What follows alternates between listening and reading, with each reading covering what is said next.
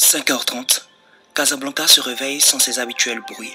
Un silence plane sur cette ville blanche, brassée par ses rues et ruelles, aussi diverses que variées, par sa population mixte et ses constructions bien marquées, par une histoire forte et poignante, faisant d'elle une cité à part entière.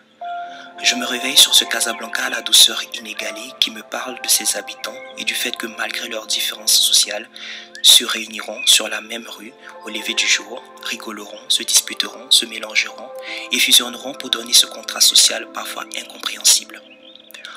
En me rendant au quartier de l'Oasis, j'ai eu le plaisir et la stupéfaction de découvrir que juste à côté résidaient les habitants du quartier d'Ulfa, quartier dont les résidents sont d'un niveau de vie modeste par rapport à ceux de l'Oasis qui ont un mode de vie résolument plus élevé.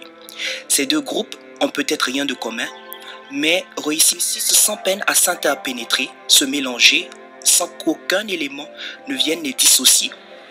Ahmed, du quartier d'Oasis, rencontre Jamal d'Ulfa au café Napoléon.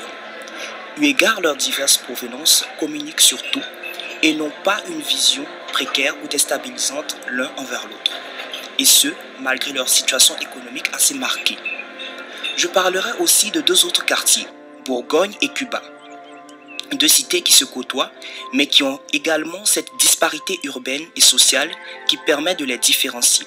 Cependant, comme ce fut le cas plus haut, habitants ou résidents évoluent ensemble sans vivre dans la crainte de l'autre, sans montrer une supériorité ou le besoin de se mettre à l'écart pour mieux cohabiter.